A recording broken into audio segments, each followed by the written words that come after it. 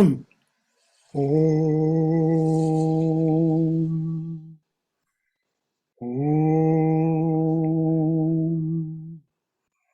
Om Sahana Vavatu Sahano Bhunaktu Sahaviryam Karavavai Tejasvinavaditamastu Mavidvishavahai.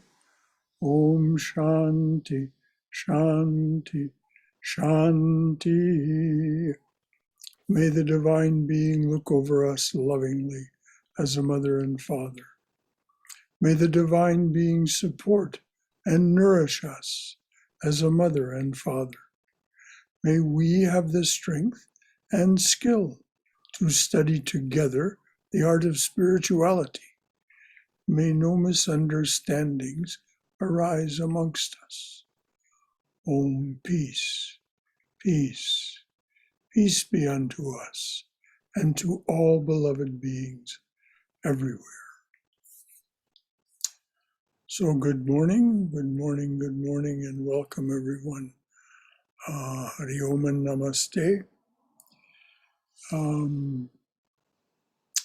There really aren't any announcements of any significance, except to say, of course, we're not meeting face to face because of the Delta variant.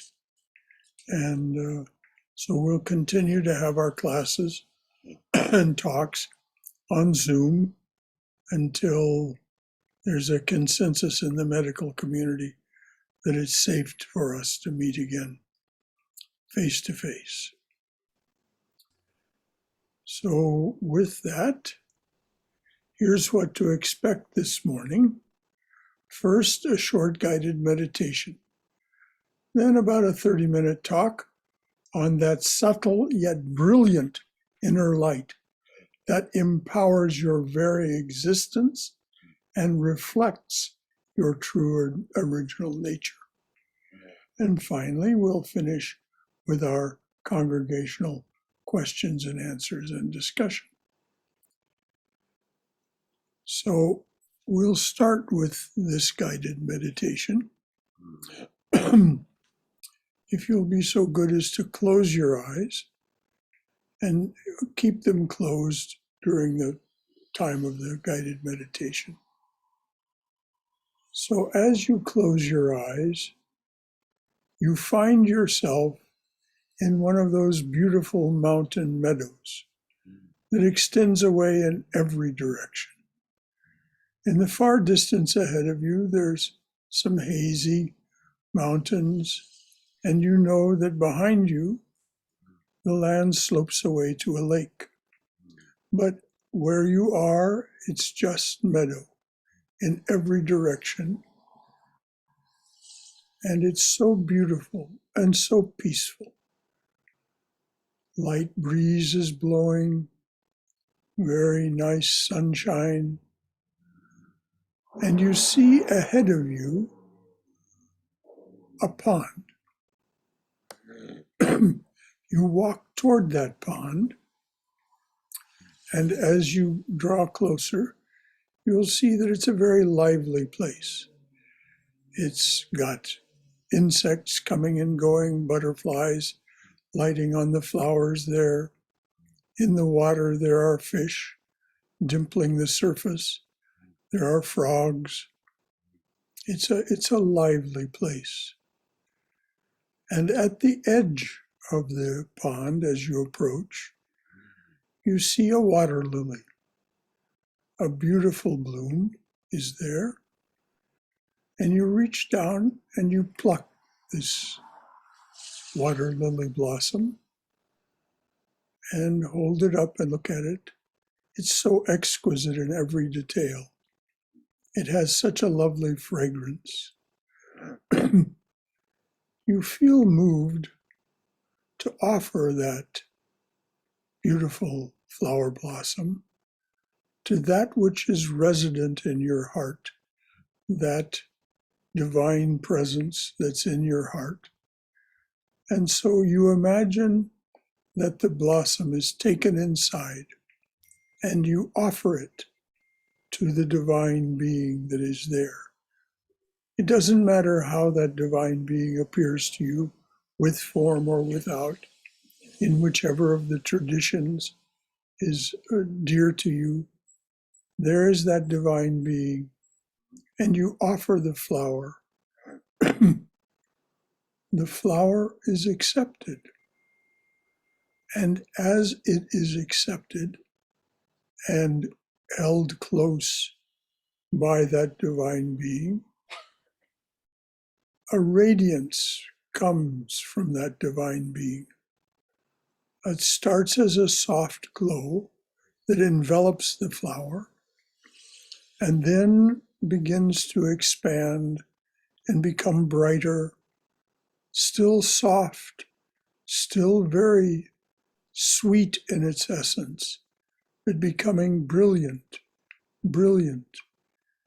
And it begins to absorb you. You feel, this radiance is absorbing me.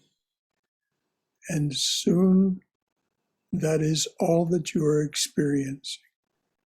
This brilliant, soft, cool radiance. And you bathe in that radiance. You bathe in that radiance. You have no idea how long that bathing goes on. But it is so sweet and so reassuring and so soothing. At some point, you begin to be aware of your ordinary self again, and you see that the radiance is retreating into that divine being. And you find yourself again standing by the pond in the meadow. But you know that you are not the same person that you were when you came to the edge of that pond. You know that something subtly has transformed in you. And because of your experience of that radiance. And so you stand there experiencing that, experiencing the beauty, the inexpressible beauty all around you and within you, and remembering that soft, brilliant radiance that enveloped you and absorbed you.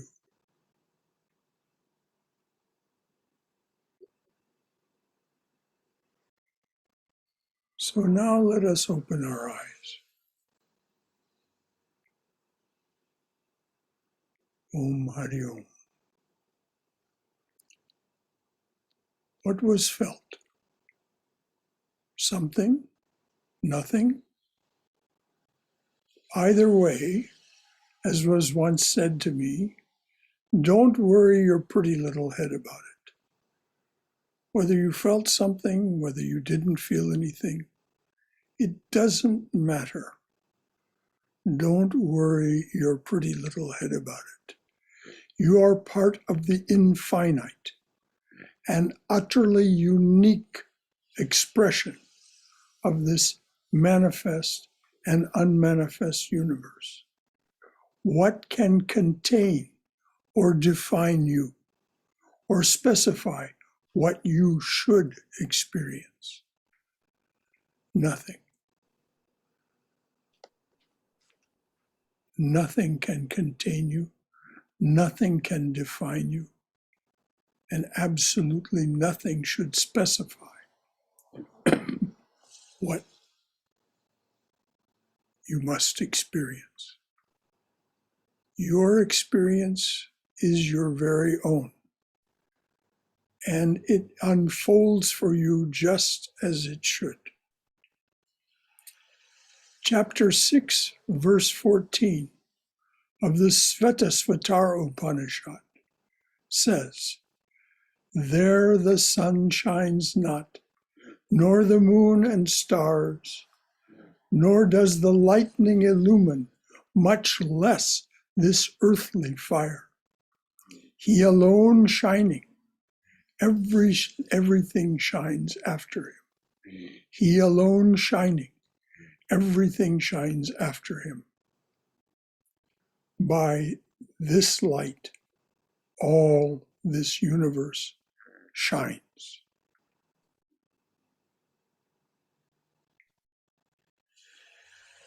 There the sun shines not, nor the moon and stars, nor does the lightning illumine, much less this earthly fire. He alone shining, everything shines after him. By his light, all this universe shines.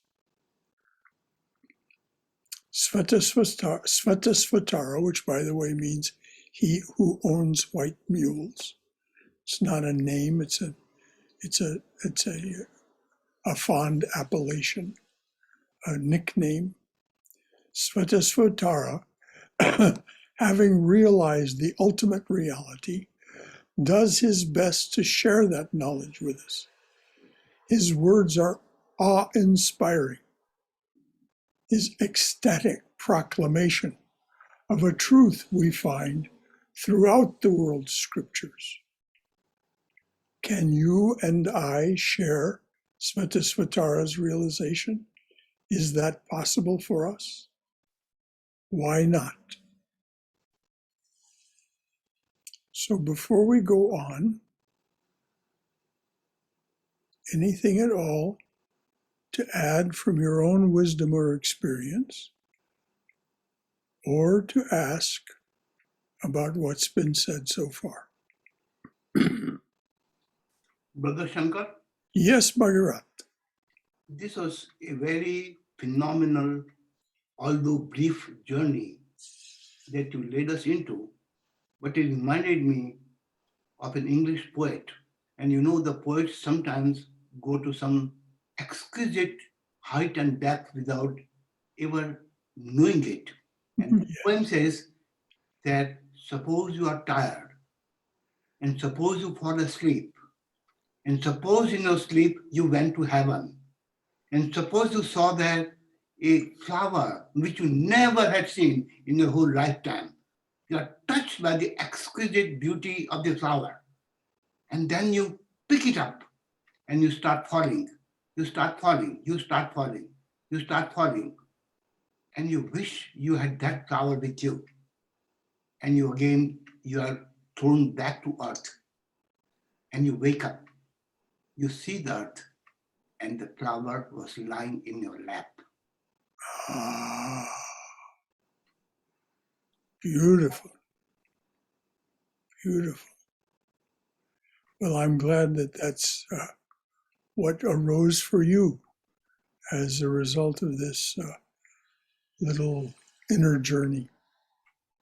Yes, wonderful things appear to us in our awareness. Thank you, Bhagarat. Anything else from anyone? Remember, we do this together. This is your shared time together. For you to tell us what your own experience, what your own wisdom brings out in you, as well as ask a question. Brother Shankara? Yes, Vijay. Hari Om. Hari Om. The guided meditation was absolutely beautiful, and it was a very good preparation of mind for what was yet to come, and what is yet to come even after what we heard. That shining light is the very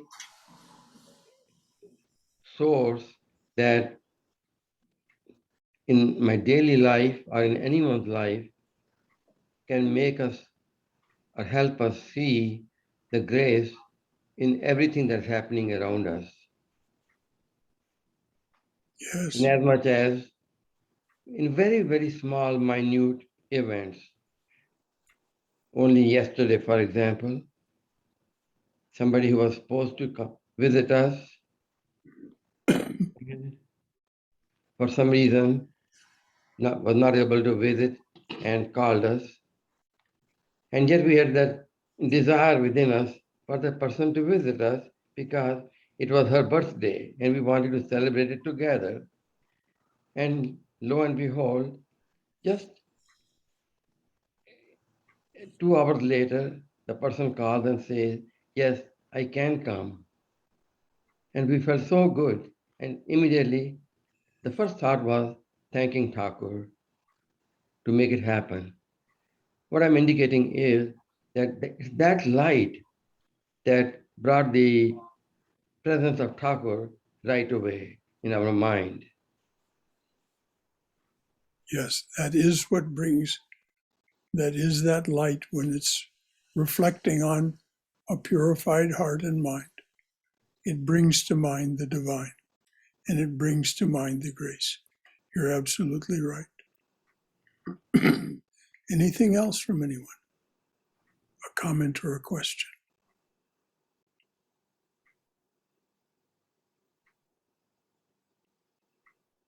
This is Haima. Yes. And your meditation reminded me closer to Instrument of Thy Peace by St. Francis of Assisi. Yes. Thank you so much. It was wonderful. Well, I'm glad. Anything else from anyone? All right, so I'll repeat the question. Can you and I share Svetasvatara's realization? Is that possible for us? Why not? In a number of unambiguous promises, our great teachers tell us, yes, it most certainly is possible. This morning we'll explore and discuss some of their promises and what they mean for us. Here are 3 of Christ's promises. Ask, and it shall be given you. Seek, and ye shall find. Knock, and it shall be opened unto you. That's in the book of Matthew. From the book of Luke. If a son shall ask bread of any of you that is a father, will you give him a stone? Or if he ask a fish, will you give him a serpent? And of course the answer is no. So if we ask, if we knock, it will be opened unto us, and we will receive what we ask for. If we wish to have this experience of our shining inner nature, it can happen. And Christ says, come to me, for my yoke is easy, and my mastery is gentle, and you will find rest for yourselves. Again, that's from the book of Matthew. So we have these promises, these assurances from this divine presence, and we know that if we ask, it will be received. That's the promise. Swami Prabhavananda wrote in his introduction to the Bhagavad Gita, an incarnation of the Godhead, and to a lesser degree, any theocentric saint, sage, or prophet, any theocentric sage, saint, or prophet, is a human being who knows, who is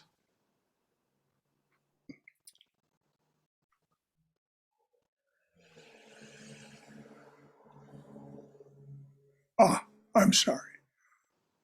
Let me start that again. any incarnation of the Godhead, and to a lesser degree, any theocentric saint, sage, or prophet, is a human being who knows who he is and can therefore effectively remind other human beings of what they have achieved, what they have allowed themselves, what the other human beings have allowed themselves to forget. That if they choose to become what they poetically, what they potentially already are, they too can be eternally united with the divine ground, that shining presence. Sri Krishna, in every age, I come back to deliver the holy, to destroy the sin of the sinner, to establish righteousness. He who knows the nature of my task and my holy birth is not reborn when he leaves this body. He comes to me. I'll repeat that. That is so powerful. In every age, I come back to deliver the holy, to destroy the sin of the sinner, to establish righteousness. He who knows the nature of my task and my holy birth is not reborn when he leaves this body. He comes to me. That's from chapter 4 of the Bhagavad Gita. Sri Ramakrishna, if you practice a little, someone will come forward to help you. What does the master mean by practice a little? Sri Ramakrishna said to Narendra, who later became Swami Vivekananda, Sri Ramakrishna said to Narendra, time is too short in this life. Days are shorter still. There is no time for anyone. They are all busy winning bread. But if they cry for God for 3 days and 3 nights sincerely, God must reveal himself to him.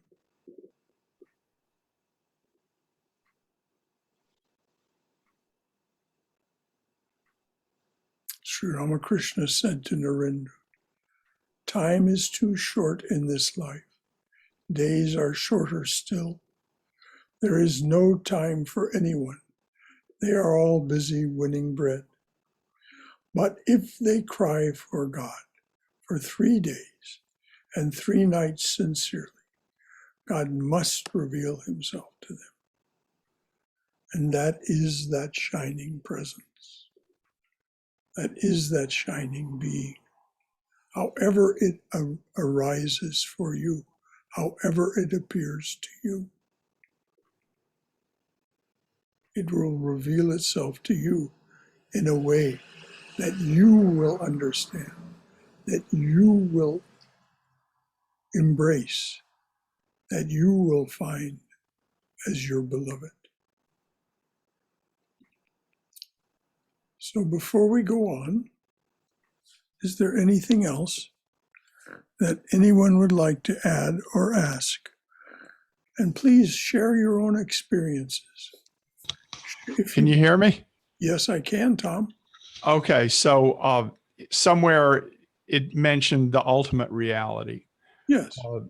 I have no idea if I've experienced the ultimate reality or not, but I fairly regularly, especially in meditation, I do have experiences of total satisfaction, like I feel like this is what I always wanted, this, and I don't want anything more. You know, I'm just totally satisfied. It most often happens in meditation. And I say my spiritual longing has been satisfied. And I'm very grateful for those states. But on the other hand, for me, those states are only temporary. And I still have I think I have almost all the same problems I had when I was a teenager. And I have anxiety. I have problems with anxiety. And I guess I expected the meditation to clear up my anxiety, but it might be a lot better. What I'm saying is that more important to me than the ultimate spiritual experience is just everyday peace, moment by moment peace throughout the day. And I have not achieved that. Thank you.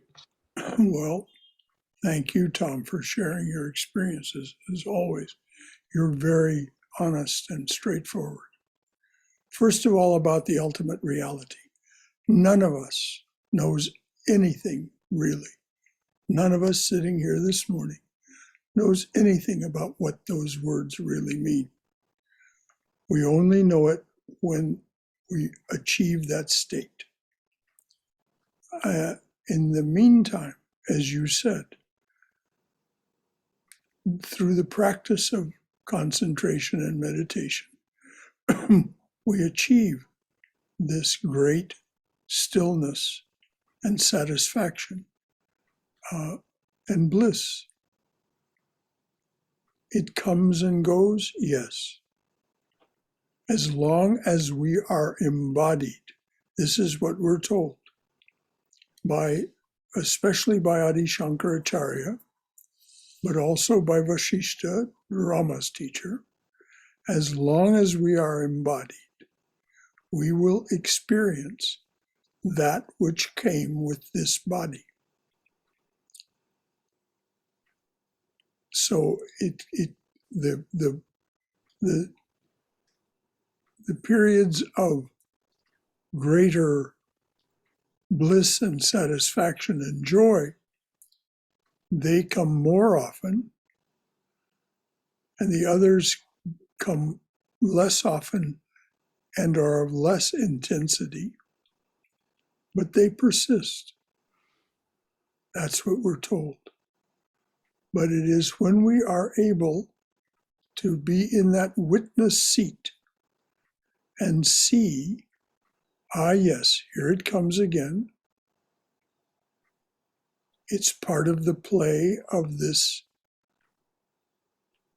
that I have entered into by taking human birth. But it's not important in the sense that I once believed it was.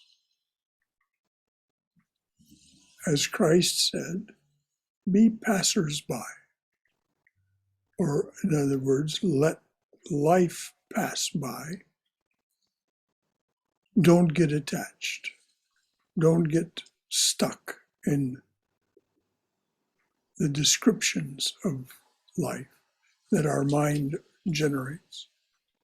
And don't get stuck in the distractions that our senses generate. So thank you, Tom, for being so straightforward. Yes, all of what you said is, I think, the experience of any of us who've been practicing. Brother Shankara? Yes, dear. I have a couple of questions. One is, the 3 days and 3 nights, is that metaphorical or literal, like 24 hours a day? My second question is, sometimes I actually experience more anxiety when I'm meditating, particularly with eyes closed. When I meditate or say the japa with eyes open, looking at the pictures, it seems to be more effective. Any comments on that? Well, first about the 3 days. The Swamis of the Ramakrishna order, with whom I studied, Swami Prabhavananda, Swami Swahananda, and others, they said, yes, go into solitude for 3 days. 3 days and 3 nights. And to the best of your ability, concentrate only on this cry from your heart for freedom and happiness, true freedom, true happiness. So, is it metaphorical? Yes, it could be metaphorical as well, if that's all you can manage. In other words, Sri Ramakrishna is not giving us dogma. If you cannot manage to get away for 3 days and 3 nights, but you hold to that idea, you imagine yourself separated from the everydayness for that period of time, there will also be a beneficial effect. Now, what you asked about meditation, eyes open, eyes closed.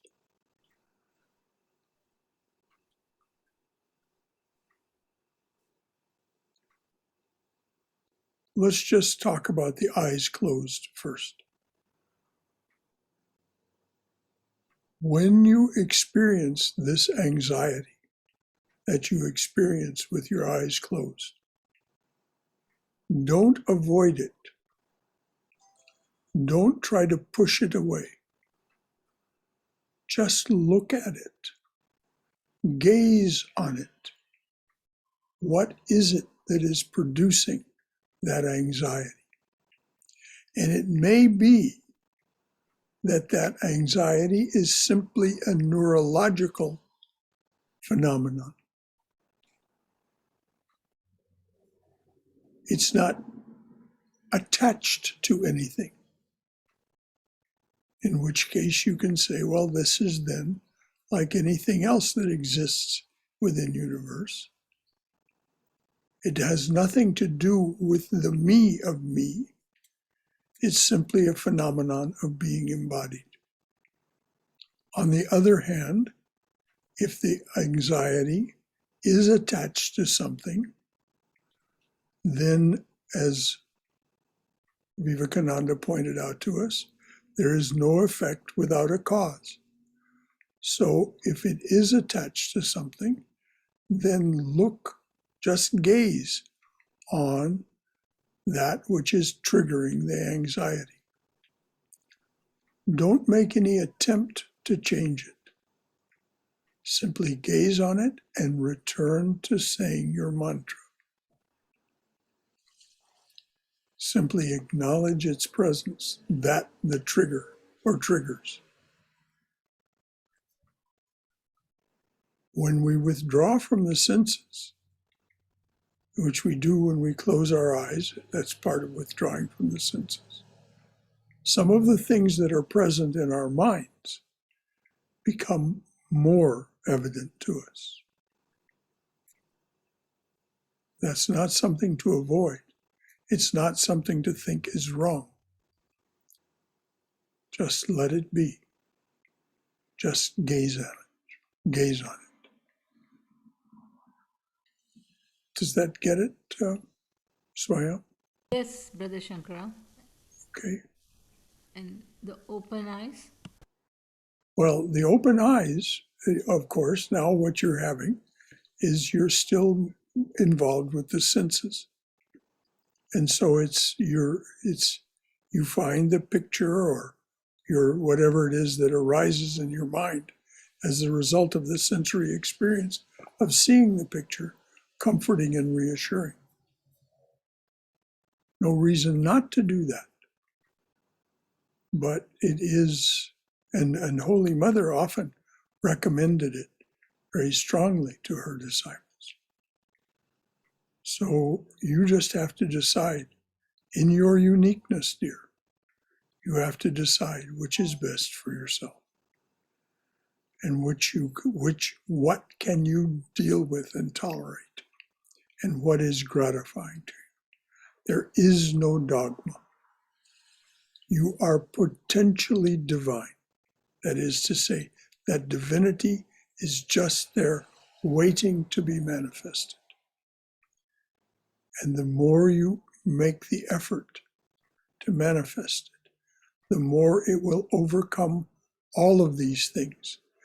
They won't, as Tom Carr pointed out, they won't go away, but they will become less significant. As long as we are embodied, we will have suffering and anguish. Thank you. Brother Shankar, Yes, Bhagirath. I completely agree with your last statement. I elaborate upon it in a different viewpoint as someone who has studied the brain, the mind, and the body.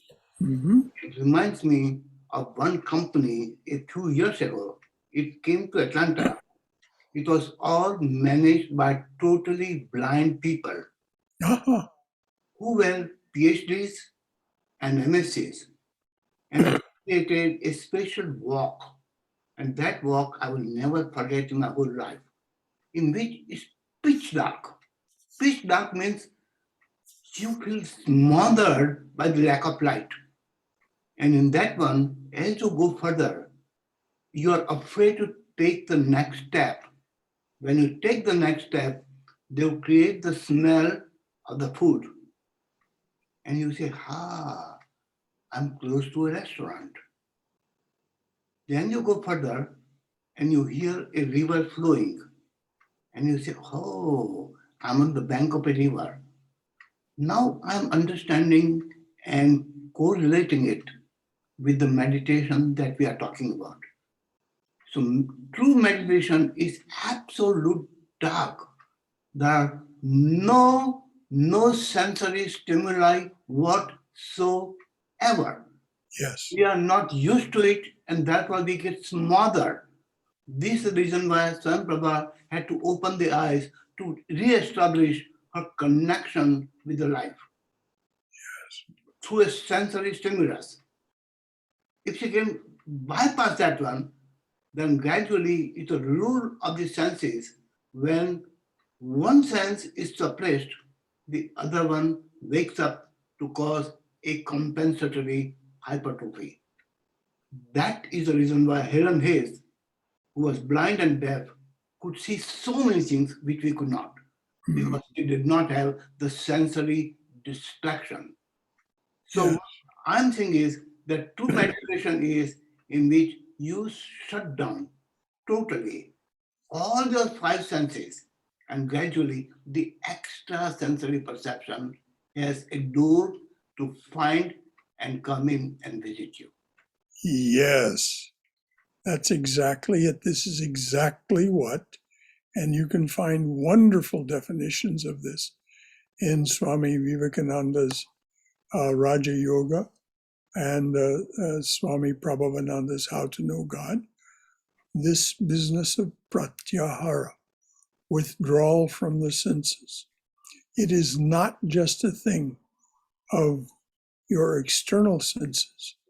It is a thing of the entire mind stuff that exists throughout the body. And you withdraw from the memory of sensory perception into this greater and greater silence, as you said. Yes, it does happen with practice. And finally, you have moments where you enter the great silence, and there is no sense of anything but that which exists there. That is Savikalpa Samadhi. That is the great peace that Christ speaks of, but not the peace that passeth all understanding. That's a different thing. But it is the peace that comes when you withdraw. He speaks of it as going in the closet in the dark, close the door, and there make your prayers. So thank you, Bhagirath. That was just beautiful. Brother Shankara, Vipul here. Yes, people. Yeah. So the withdrawal of the senses that we are talking about. So at night, that state is coming naturally to all of us, correct? And we are trying to get that state consciously. So in that way of doing thing, what actually we are learning that, because naturally we are getting into that dissolving of the senses state at night, correct, when we fall in sleep. Yes. So I think we are trying to create the same situation with consciously. So if we do that process consciously, what we learn that we are not learning in sleep? Well, we learn that we are that consciousness persists and is the truth of our being. When we go into deep sleep, there is no activity of the mind, at least as we normally experience it. There are still brain waves, but they're very different, very long and slow. But this is the presence of consciousness within that deep sleep. And this is what we learn when we practice meditation, which is called yoga nidra, the union produced of meditative sleep. And what we learn is that consciousness is primary, it is not plural, and it is not local. And that as it arises in us, we are the experience of that is simply a reflection of this great shining truth of consciousness itself, pure consciousness. Pure consciousness has no name, it has no gender, it is just itself, and it is perfectly indescribable because it has no name and form. But we come to realize it, we come to witness it in our deep meditative state that is a parallel for deep sleep. And the fact that we wake feeling rested is a reflection of the fact that we have those periods of deep sleep in which we are totally relaxed and totally uninvolved. So we get true rest. Does that get it, people? Yeah, I think that. Yeah, that's very good.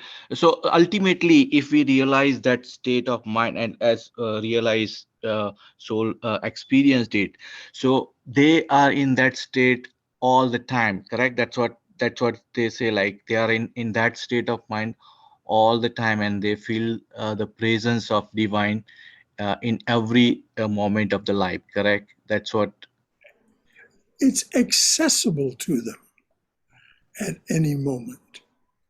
If you study the life of Sri Ramakrishna, you'll see that he would return to states of ordinary consciousness in which Okay. he participated and suffered as we Okay. do.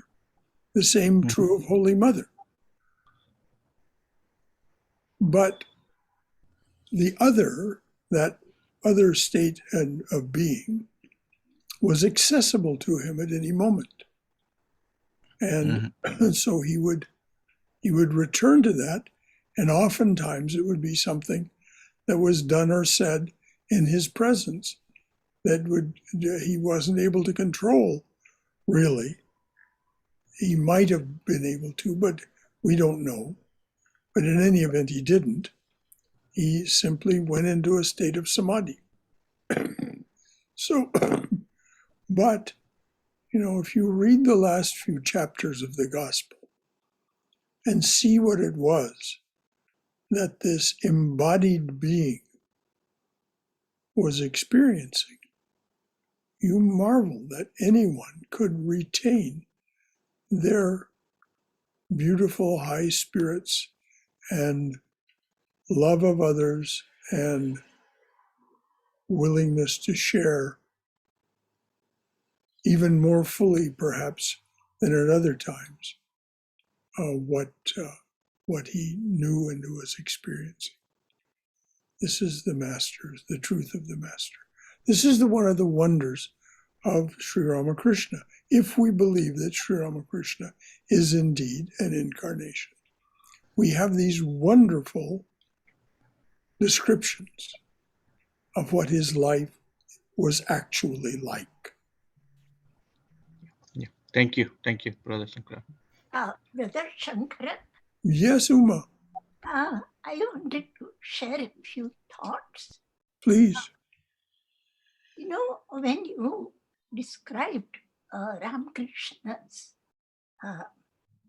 passion, or what shall I say, intense yearning for 3 days and nights to think nothing of but Lord or Mother Kali. And second thing that you described about that beautiful lotus blooming in water and the feelings that it generates in your heart about the beauty and the mystery and the benevolence of God all around us. We all feel that. And one of the poets that I know, some of our Indian friends may be knowing, Kavi means poet, Kalapi.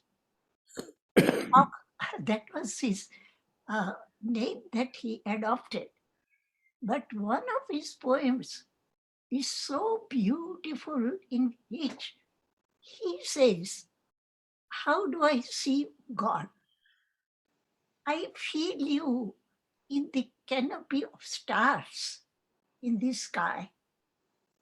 I feel it on my skin as gentle breeze. I see you dancing on the waves of the ocean, and so on and so on. He goes on describing not only all the beautiful images and metaphors, but what struck me was when he said that, oh Lord, I also see you in the tears of a mother who cannot feed her child.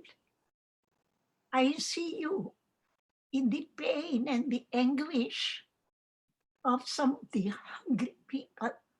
And we can see that right now, hundreds and thousands of people dying all around us. So when you see face of God, it's not only in the beautiful surroundings we all experience once in a while, but God is also there. His face we can visualize in the pain and the suffering of people also.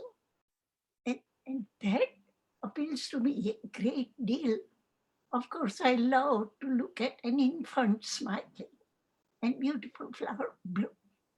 But when I'm able to, for example, Ramakrishna, remember that story, I don't know where he told, but that somebody on the other side of the banks of Ganges was beating up somebody else, and he felt on his own back the bruises of that man beating another. So he could identify with that person what he or she was suffering from. So that's my point, that the face of God is visible in all forms, in all experiences, good and bad, beautiful and sad. That's the point I was going to make. Thank you, Uma. And you're absolutely right. This is the highest way of experience. This is the highest way of being with, as you quoted that poet. We no longer see things as ordinary. We see them as expressions of the divine. Even, as you said, the tears of the mother, the anguish of the dying, all these things. It's not explicable to someone who has not experienced it. But the saints, every one of them, says it. Every one of them says that this is the highest. And Sri Ramakrishna spoke of it as the special knowledge. Higher than jnana, he said, is vijnana, in the special knowledge that is just exactly what you described. And thank you very much for reminding us that it's not one-sided. It's not only the beauty, it's also the tragedy and the anguish. Thank you. Uma, Yes. excuse me, can you tell us the name of that poem, the poet again? Kalapi, K-A-L-A-P-I. Kalapi means peacock in Gujarati. Oh, oh, thank you. Great poet of 19th century. Okay, thanks. Thank you, Lori. Anything else from anyone?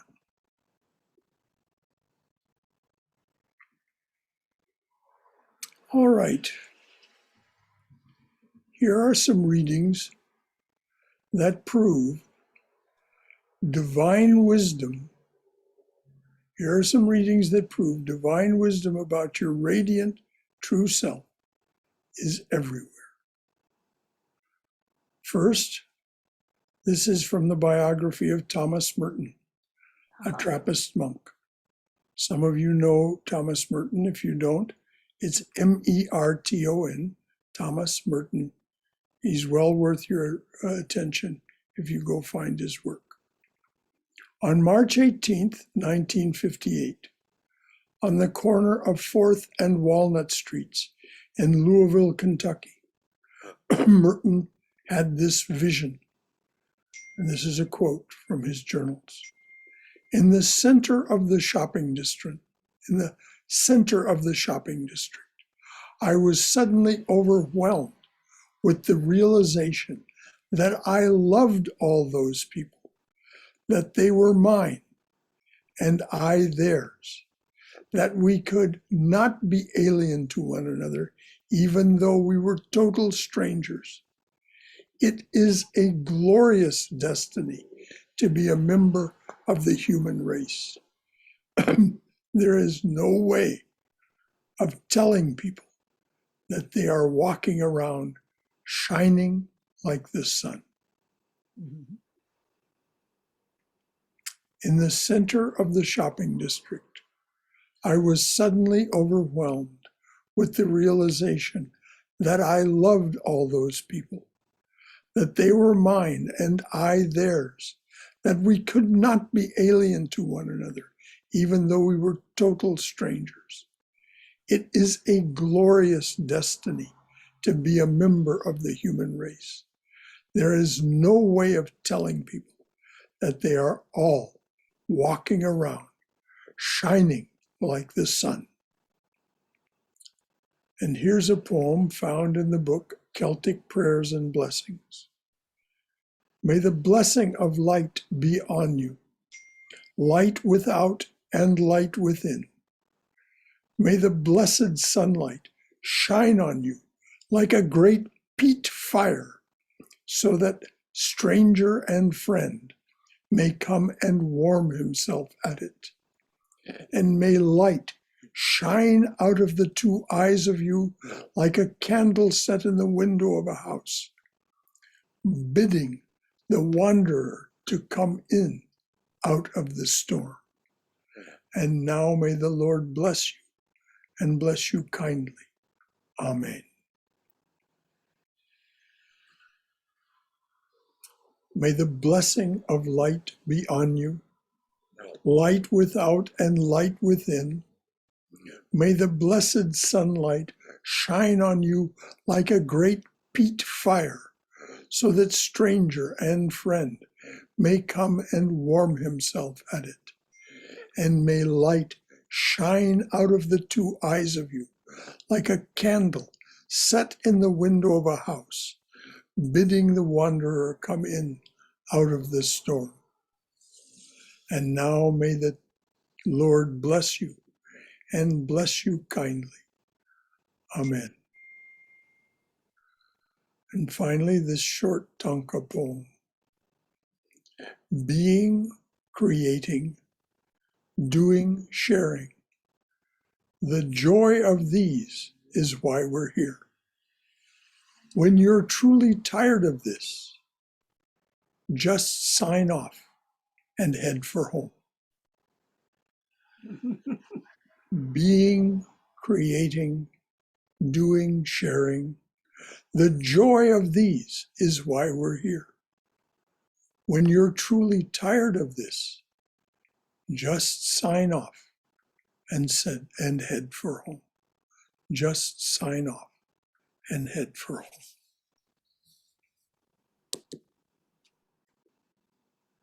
So we have just a few minutes for any final thoughts and discussion. Dear Brother Shankara, Yes, what Neera. is the one that you just recited, the last poem? Who Yes. is it by, and where can I find it? It's mine, Oh, and you'll find it in the notes for the talk. That will be posted with this talk. Wonderful. I was This going to ask for is that. I'm sure there are more lines to this poem. No, that's it. A tanka is only 31 syllables long. Okay. There are other tanka, but So Brother Shankara is Kavi also now. We should Yes. tell him Kavi Shankara.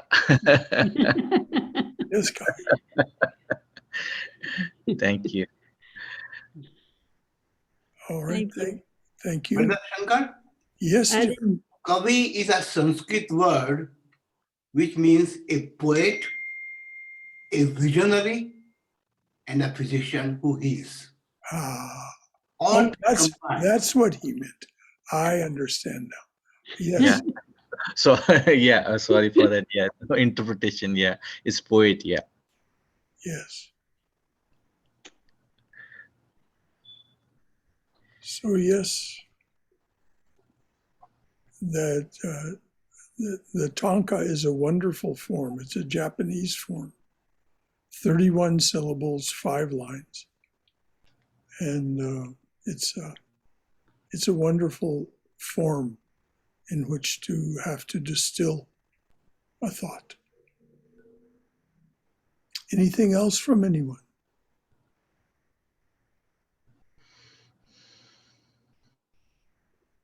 Brother Shankar, this is Fred. Yes, Fred. Good morning, everybody. Good morning. Good morning. Thank you so much for those readings. Thank you so much. They just have warmed my heart this morning. Thank you. Well, good, Fred. Good. They'll be, if you know, the notes for these talks are put up with the talks on our YouTube channel. And so if you want to download these readings, these quotes, you can download them as a PDF. And then if you want to just isolate some particular part of it, you can copy and put it into a document of your own. So it's all there. Thanks. And thanks for saying that, Fred. Yes, I find these 3 readings are the 2 from the others. And of course, it's inspiring to write these things as well. But I found those other 2 so inspiring. Giving breath to this breathing thing. Inspiring. Anyone else?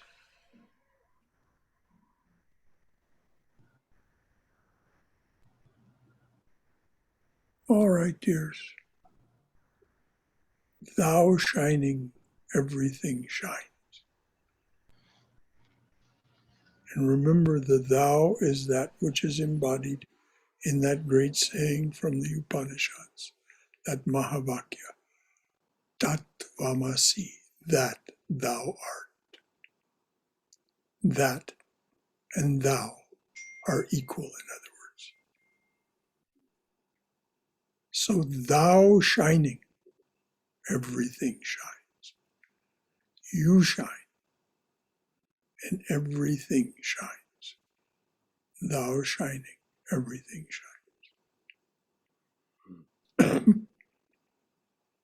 Any final thought from anyone? Okay. This is taught to us by and translated for us by Swami Yogeshananda. Let there be peace in outer space. Let there be peace in the sky, on the earth, and in the waters. Let there be peace in the herbs, the plants, and the trees. May the gods be peaceful. May the whole universe be pervaded by peace. Let that infinite universal peace prevail throughout my being. Om Shanti, Shanti, Shanti. Peace, peace. Peace be unto us and to all beings everywhere. Hari Om Tat Sat. Hari Om Tat. Jai Shri Guru Maharaj Ji Ki Jai. Durga, Durga, Durga. May you be safe. May you be healthy. May you be cheerful. May you have peace of mind. May you go forward in the loving and protective embrace of the Divine Being as our Mother and Father. So until we meet again, so good to be with you, so good to hear you, so good. And just remember, this is something that we are doing together.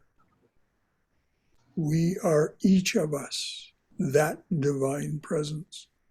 And so it's wonderful to hear from each of you. And even if you don't say anything, it's wonderful to be in your presence. This is what is meant by holy company. Jai, Jai, Jai, Jai, Jai, the divine presence. Okay. Take care, Brother Shankara. Thank you, you. Brother Shankara. Thank you so much. Until next time, dears. Bye-bye. Adios. Adios.